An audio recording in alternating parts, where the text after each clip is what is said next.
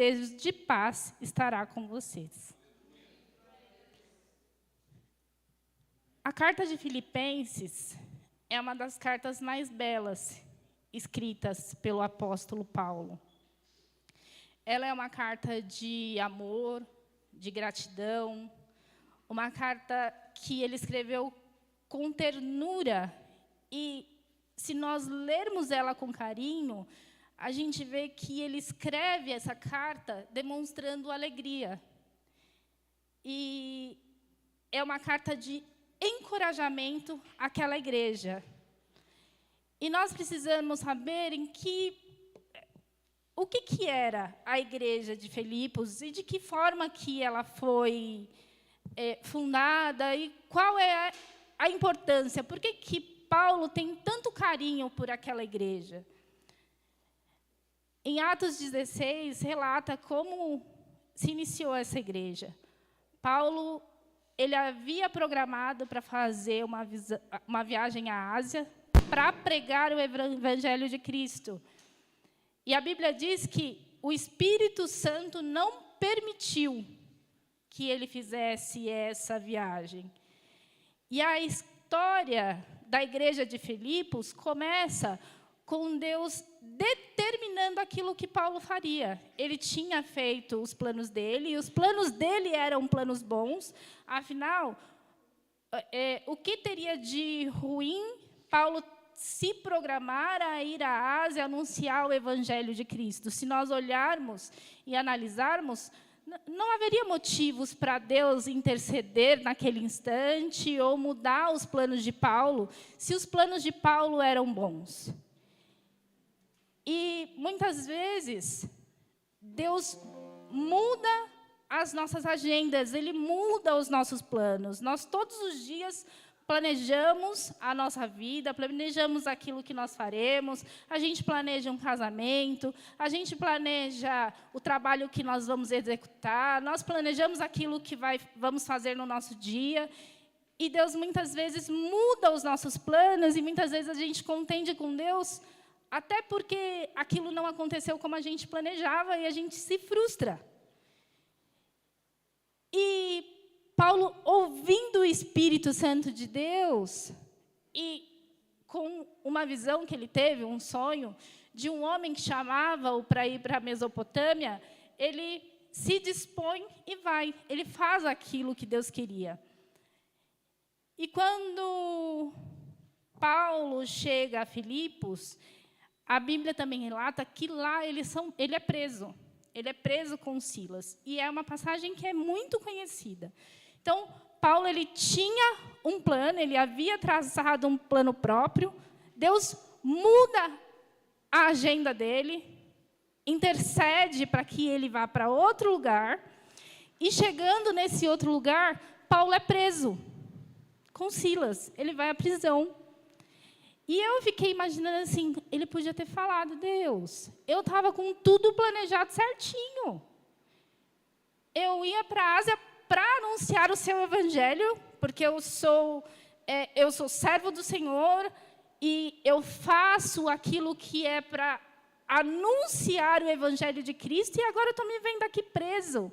Mas a Bíblia relata que, nessas condições de prisão, Paulo e Silas oravam e louvavam a Deus. Ele, se vendo nessa condição, ele não contendeu com Deus por ter mudado tudo aquilo que ele tinha planejado, mas ele permaneceu louvando e orando a Deus.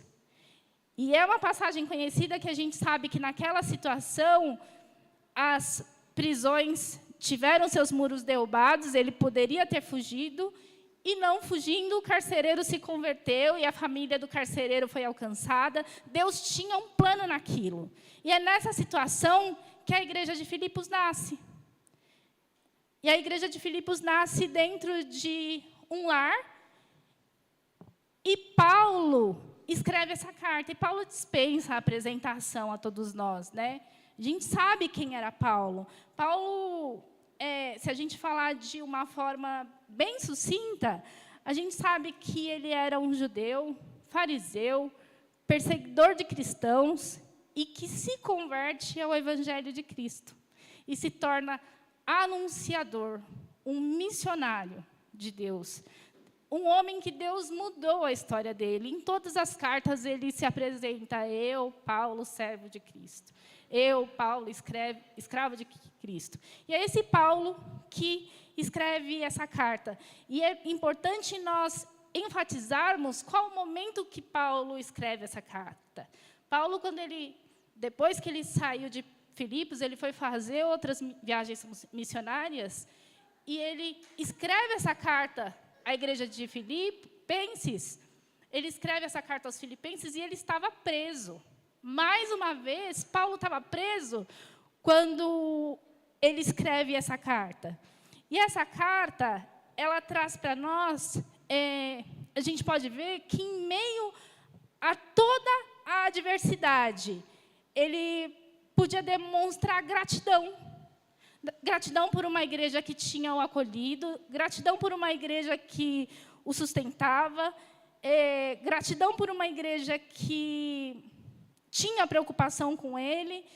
E ele escreve essa carta, nesse momento de adversidade, essa carta cheia de carinho, cheia de cuidado, e que ele mostra alegria em Deus, mesmo diante da adversidade. E aqui eu inicio essa pregação. E se eu tivesse que dar um título a ela, eu daria Ansiedade e Satisfação em Deus. Como que nós podemos contrariar a ansiedade e ter satisfação em Deus? Eu não falo de uma ansiedade clínica, dessa que precisa ser cuidada, tratada com remédios, que, se em determinado momento um médico receitou para que assim o fizesse, nós devemos continuar com o nosso tratamento. Mas eu quero dizer daquela ansiedade que tira a nossa paz, que nos deixa abalados e que impede a nossa alegria e que nós tenhamos um relacionamento nutritivo com Deus, um relacionamento puro, um relacionamento genuíno com Deus. E no versículo 1, quando Paulo começa a escrever esse texto, que ele fala assim: portanto, ele fala assim: depois de tudo que eu escrevi no capítulo 1, 2, 3, eu continuo. Eu dou uma conclusão a tudo isso, e eu quero deixar essa mensagem para advertência de vocês, para instruí-los. Meus irmãos. Essa palavra, irmãos, ela vem do grego adefos, que significa da mesma entranha, do mesmo ventre, do mesmo sangue. Ele quis dizer assim: nós somos filhos do mesmo pai e do mesmo pai. Nós não temos diferença. É esse tipo de irmão a que Paulo se refere. Ele não faz distinção. Mesmo ele estando acima daqueles que estavam recebendo a carta. Então, ele trata dessa forma carinhosa e genuína aquela igreja. A quem eu amo. Paulo amava essa igreja porque essa igreja tinha cuidado com ele. Essa igreja tinha preocupação. Talvez a igreja de Filipenses seja o melhor exemplo de uma igreja missionária, de uma igreja que se preocupava com quem anunciava o evangelho, que era Paulo. Naquele instante, ela sustentou Paulo, ela orava por Paulo e ela cuidava dele, para que ele conseguisse anunciar o evangelho de Cristo.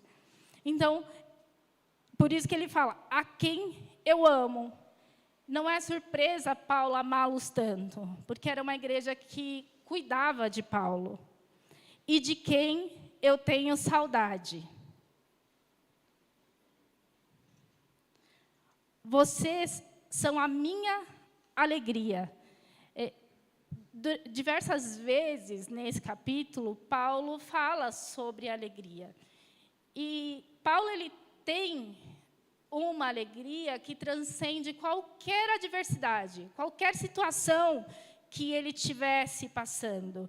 Esse sentimento de alegria sobrepunha as suas próprias vontades, estava acima de qualquer outra coisa, estava acima de qualquer coisa que ele vivenciasse naquele instante.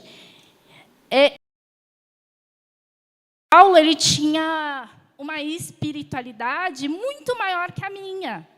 Então, essa alegria de Paulo não pode se comparar com a minha alegria, porque eu sou tão menos do que ele. Mas o que Paulo ele quer dizer é que a alegria dele vinha apenas de Cristo. Cristo era a alegria dele. E muitas vezes nós temos alegria em coisas que são superficiais, que não têm substância. Nós procuramos alegria no nosso relacionamento, nós procuramos alegria e temos ela firmada na nossa família, nós procuramos alegria e temos ela firmada nos nossos filhos, no nosso emprego, no nosso dinheiro, em um cinema que eu vou e ali eu estou alegre, em um momento de diversão, na bebida, na droga, no sexo. E nós nos apegamos a isso. E no momento que nós não temos isso, essa alegria se esvai. E Paulo, quando ele traz essa alegria nesse texto, é que ele fala assim, eu tenho alegria em Cristo. E isso sobrepõe qualquer outra coisa. Isso está acima de qualquer outra coisa. E Paulo continua, e a minha coroa. Pode me trazer um pouco d'água, por favor? Haviam duas palavras gregas para coroa. A primeira palavra grega para coroa é diadema.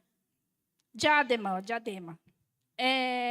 Que é a coroa real, usada por príncipes e reis. Mas Paulo, quando ele se refere a essa coroa, essa palavra no grego é Stéphanos, que é a coroa que é dada ao atleta. Essa coroa era uma coroa de louros que era usada apenas por atletas após uma boa apresentação esportiva, após eles terem ganho algum campeonato. E era tudo o que o atleta esperava. Era ser coroado por aquilo no meio de um monte de pessoas e ter reconhecimento do seu esforço. O que Paulo quer dizer aqui, ele fala assim, eu sou atleta de Cristo e vocês são a minha recompensa. Ele via naquela igreja a recompensa do fruto do seu trabalho, da anunciação do Evangelho de Cristo. Era uma igreja que representava para ele a maior vitória. A gente vê a gente acabou de passar pelas Olimpíadas recentemente, diversos atletas que se preparam e treinam tanto tempo por uma medalha. Essa era a medalha de Paulo, a medalha de uma vida. Atleta que se abstém 10, 20, 30 anos por uma medalha, e aquela igreja, Paulo fala assim, vocês são a minha coroa. Vocês são a minha coroa, vocês são o meu prêmio. E Paulo continua, permaneçam assim firmes no Senhor, ó amados. Quando Paulo diz assim, permaneçam firmes no Senhor, ele quer dizer, sejam corajosos, estejam firmados. Essa afirmação de Paulo, permaneçam firmes, é uma afirmação imperativa. Então, ele dava uma ordem, estejam firmes, permaneçam corajosos, não se desvencilhem. Era uma imposição, um dever, uma prescrição, uma norma. Então, Paulo dava àquela igreja essa imposição para que eles permanecessem firmes no Senhor, para que eles não retrocedessem. E Paulo continua. Apesar dessa igreja ser a alegria de Paulo, a coroa de Paulo, a igreja amada, a quem ele escreve com tanto carinho, essa igreja tinha um problema que precisava ser solucionado. E no versículo 2 ele fala assim: eu rogo a Evódia e também a Síntique, e que vivam em harmonia no Senhor. Esse problema específico de Filipos é que provavelmente houvesse uma falta de união entre essas duas irmãs, Síntique e Evódia. Elas não estavam unidas em conformidade. E Paulo adverte aquela igreja para que elas vivessem em harmonia. E Paulo continua falando assim: eu peço a você, leal companheiro de jugo, que as ajude. Ele se dirigia a alguém que intercedesse por elas, que as ajudassem a que elas se unissem, que elas não ficassem com aquela divisão. E Paulo continua falando assim: pois lutaram ao meu lado na causa do evangelho. Paulo dá testemunha que essas duas eram fiéis. Talvez elas tivessem, sei lá, fundado aquela igreja com ele. Talvez elas tivessem iniciado aquele trabalho juntas, mas num determinado momento, cada uma teve um pensamento divergente do outro. E aquilo estava causando divisão no meio da igreja. E essa era a preocupação dele. E ele instruiu a quem estivesse recebendo aquela carta que agisse diante disso, que desse instruções, que auxiliasse para que essa divisão fosse findada, para que essa divisão acabasse. E elas, pois, lutaram ao meu lado na causa do evangelho, com Clemente e meus demais cooperadores. Os seus nomes estão no livro da vida. Paulo diz: o nome delas estão no livro da vida. Paulo dá testemunho que elas eram salvas pelo Senhor, mas tinha essa debilidade no meio delas que precisava ser corrigida. Elas vão conosco para o céu, mas essa atitude delas não tem sido a atitude correta. Elas lutaram comigo. E quando a gente encontra alguém em dificuldade, às vezes dificuldade de relacionamento, às vezes a gente acha que não se deve intervir, mas Paulo instrui que deve-se sim intervir. Não pode haver divisão nem no meio da igreja, nem na nossa vida familiar. Então, esses pormenores, eles precisam ser corrigidos na nossa vida. Isso não é questão de salvação ou não, porque a Bíblia mesmo está dizendo, mas é uma questão que interfere na nossa vida com Cristo, como cristão. E no versículo 4, Paulo continua: alegre-se no Senhor. Mais uma vez, Paulo vem com um texto imperativo, uma ordem: alegrem-se no Senhor. Paulo, ele dá uma ordem, ele faz um mandamento, ele dá uma ênfase a essa alegria no Senhor. E é importante, de novo, a gente lembrar a condição que ele está preso. E ele fala assim: independente de qualquer adversidade, independente de qualquer circunstância, alegrem-se no Senhor, firmem-se nele, estejam com ele. Talvez ele tivesse ali passando por um dos momentos mais difíceis da sua vida. Mas ele afirma: alegrem-se no Senhor. Em seguida ele diz de novo: alegrem-se. Novamente eu direi: alegrem-se, alegrem-se.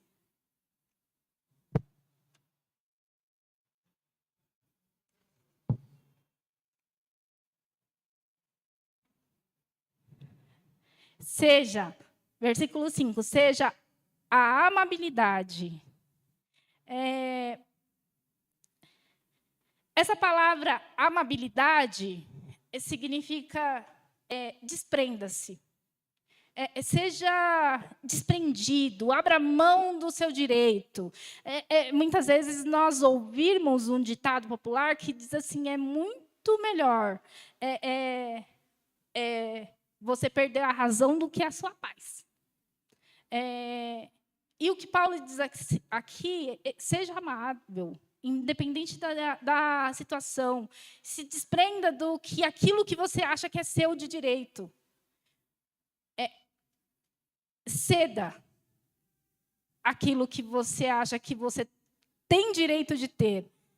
Que é melhor você ter comunhão, que é melhor você estar em paz, do que você ter razão em muitas situações. Seja amável, viva em harmonia.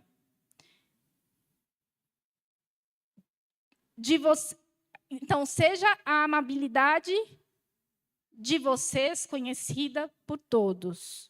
Então, todos precisam saber dessa sua amabilidade. Todos precisam saber que você é uma pessoa que se desprende. Todos precisam saber que essa é a razão de você ter comunhão. Essa é a razão de você viver em harmonia, pois perto está o Senhor. E agora, a partir do versículo 6, a gente começa a entrar nesse texto escrito por Paulo, que ele começa a falar sobre ansiedade.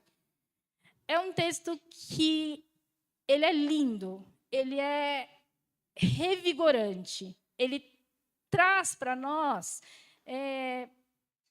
vigor, ânimo. É um texto que Paulo traz para nos fortalecer, para fortalecer a igreja. E Paulo diz, não andem ansiosos com coisa alguma.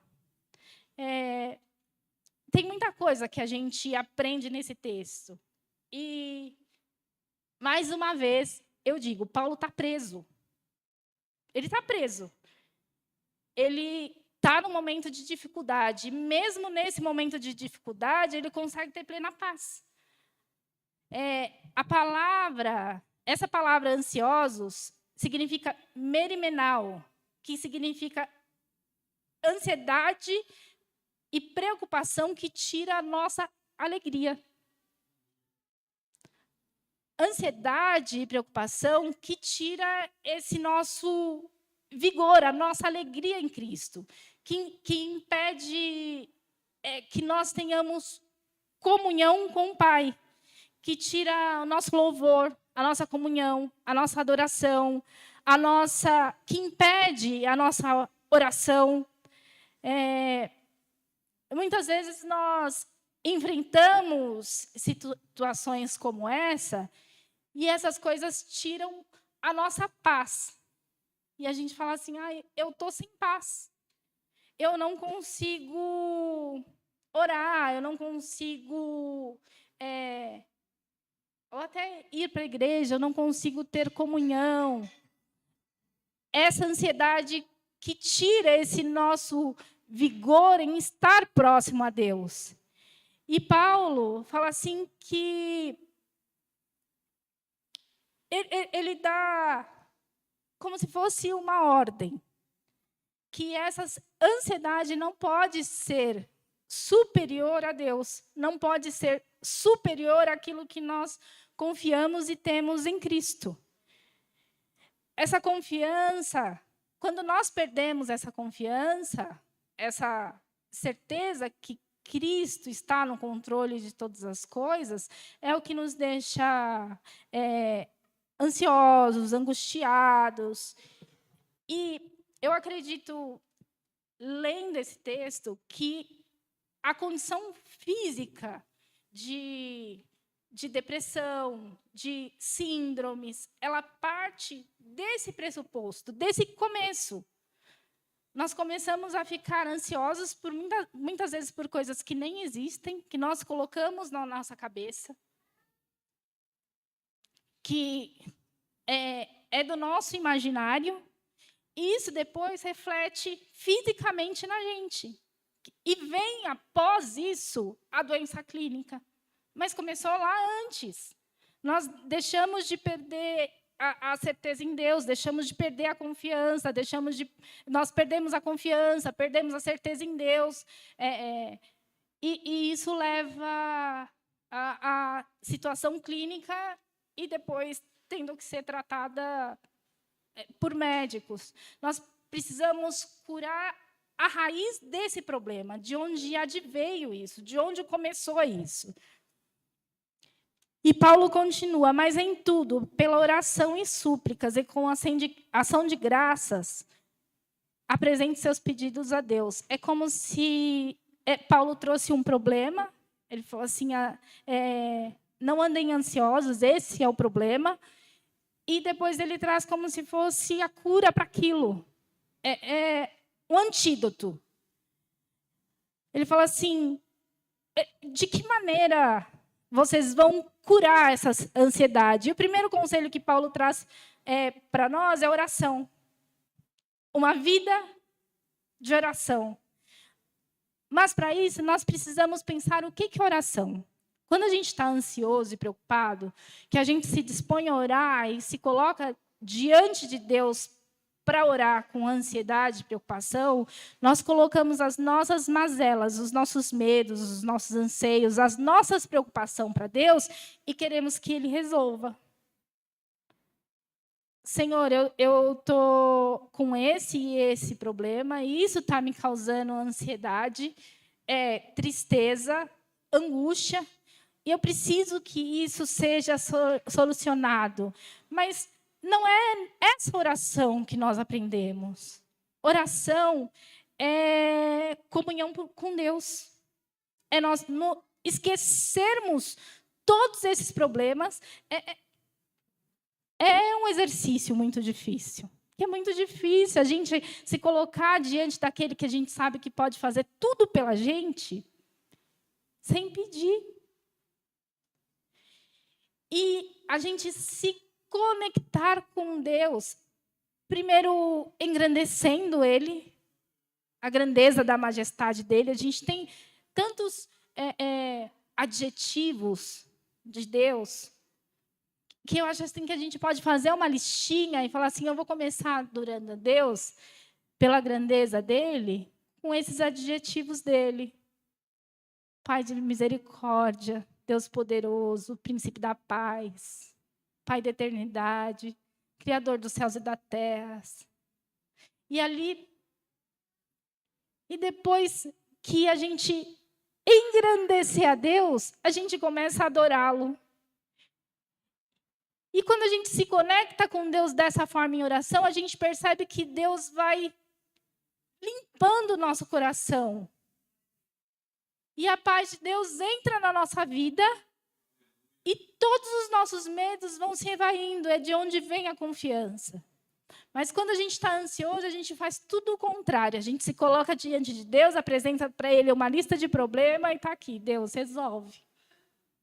Mas não é essa oração que nós temos que fazer a Deus. E com ações de graça. Nós precisamos aprender a ter uma vida grata. Confiarmos em tudo e sabendo, tudo o que eu tenho me basta. Se eu não tenho mais, é porque eu não preciso. Senhor, a tua graça me basta. Senhor, o Senhor é a minha força. Senhor, o Senhor é a minha fortaleza. Eu tenho tudo aquilo que eu necessito e isso me é o suficiente. E eu tenho a paz que vem do Senhor. Nós precisamos, nesse momento de oração, nesse momento de súplica, entrar em Deus com confiança no Altíssimo.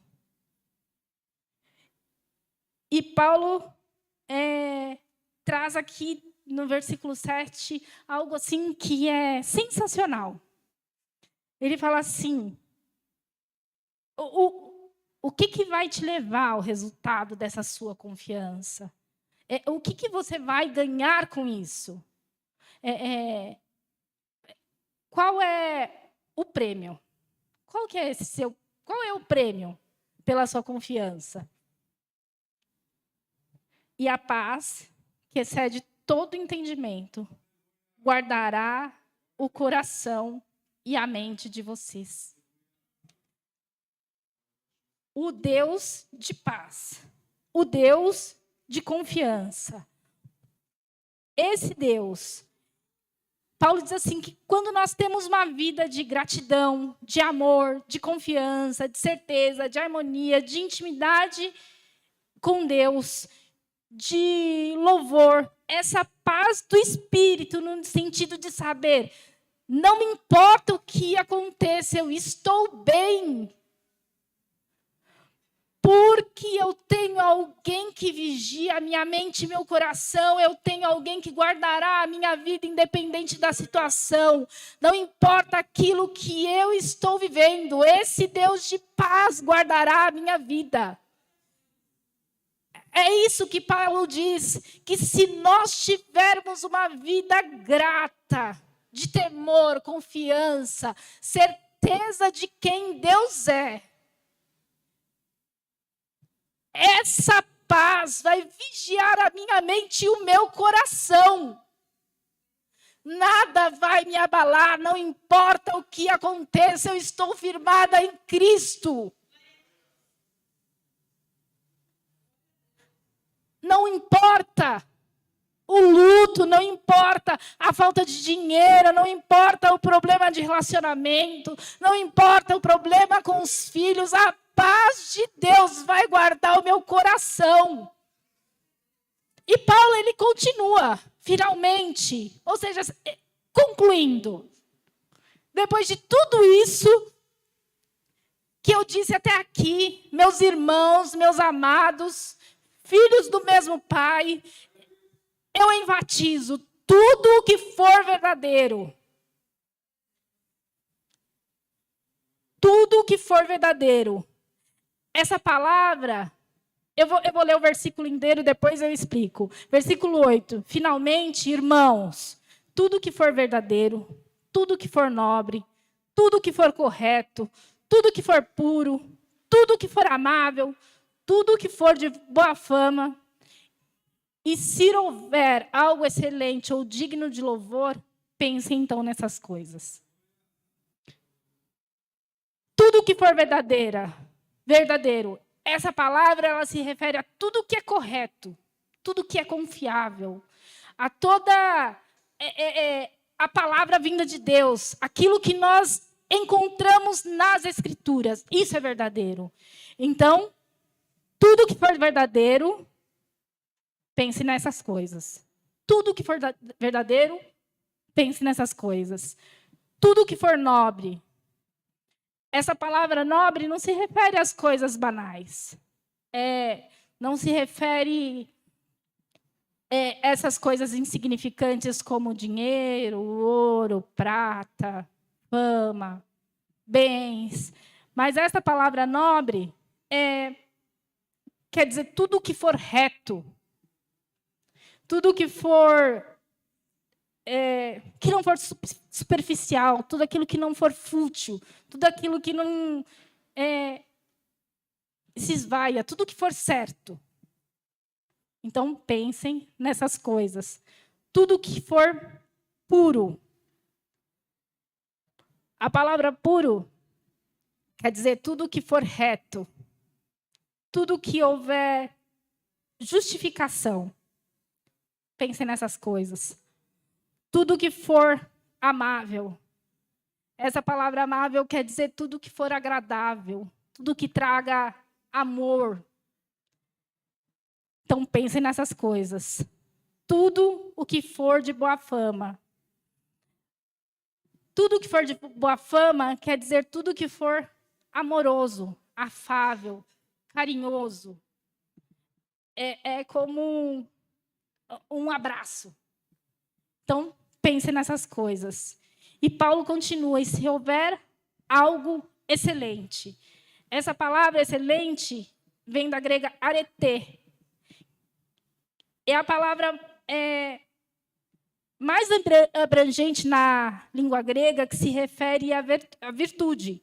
Então, tudo que for virtuoso, esse excelente é tudo que for virtuoso, pense nessas coisas, ou digno de louvor. Paulo ele quer dizer assim, pense em coisas boas. Enumere, sei lá, faz uma lista das coisas boas.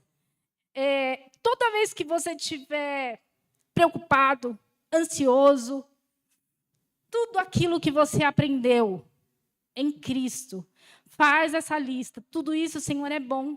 Tudo isso, Senhor, eu tenho de bom. E pense nessas coisas boas vindas do alto. A gente tem, na vida secular, vários ensinamentos para a gente ter boas práticas e para controlar a ansiedade.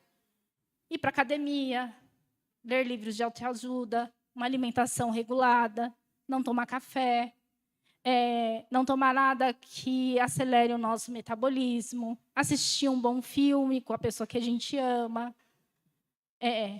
jantar, momentos de qualidade. Mas o que Paulo está dizendo assim, não são esses momentos de qualidade que vão fazer com que essa ansiedade seja curada. Mas é isso. Pense nessas coisas boas vindas do alto. Pensem nessas coisas boas. E Paulo continua. Tudo que vocês aprenderam, receberam, ouviram e viram em mim, ponha-no em prática. Gente, Paulo falava assim, eu fiquei imagina como era esse homem. O que era o testemunho dele. Ele falou assim, olhem para mim, olhem para a minha vida, olhem para aquilo que eu faço, olhem para aquilo que eu falo. Olhe para aquilo que eu vivencio e ponham em prática. Quando nós anunciamos o Evangelho de Cristo, aquilo que nós vivemos, aquilo que nós falamos, precisa ser testemunho para aquilo que as pessoas ouvem. Para que as pessoas pratiquem as mesmas obras que nós praticamos. Será que nós estamos dando esse testemunho para que as pessoas olhem e falem assim, verdadeiramente, esse é filho de Deus. Eu posso servir a Cristo porque eu vejo que essa pessoa anda em retidão, eu posso segui-lo, eu posso andar como ele. Nossa vida precisa ser como a dele, um testemunho vivo da palavra de Deus. E Paulo diz, olhem para mim, porque vocês receberam, vocês ouviram e viram em mim. Eu sou o testemunho de Cristo. E não há nada que abone aquilo que eu ando, falo e faço. Olhem para mim. Pratiquem essas coisas que eu ensinei. E o Deus de paz estará com vocês. Gente, isso é muito profundo. Nós temos vivido essa vida de retidão para poder dizer, ande como eu, faça como eu, creiam no Deus que eu sirvo, faça aquilo que eu faço. E Deus estará com vocês.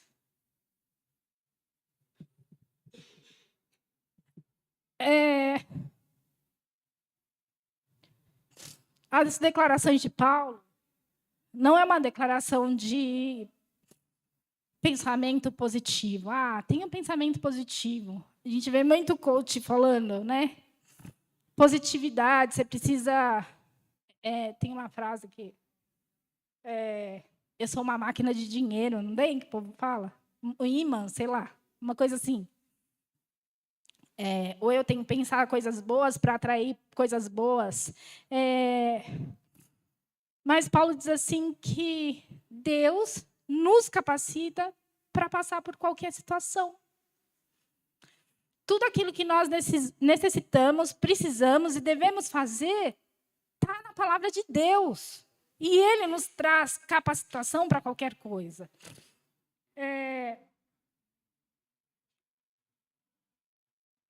E nessa palavra, nós podemos ver que quando Deus escolhe as coisas, é muito melhor do que quando nós escolhemos. Paulo, ele tinha os planos dele, ele havia feito o itinerário dele, mas Deus tinha coisas ainda maiores, não para ele, mas para a igreja. Porque, através daquele lugar, as viagens de Paulo foram custeadas para que a palavra de Deus chegasse posteriormente à Europa. Então, Deus tinha um plano muito maior. E Salmos 23 diz assim: o Senhor é meu pastor e nada me faltará. Eu tenho tudo aquilo que eu preciso. Eu tenho tudo aquilo que eu necessito. Nossa confiança precisa estar nisso. A graça do Senhor me basta. O Senhor é forte em nós. O Senhor é forte. E é nele que nós temos que nos apoiar. Eu gostaria de chamar o Vinícius aqui para louvar um hino. E assim agradeço a oportunidade em nome de Jesus.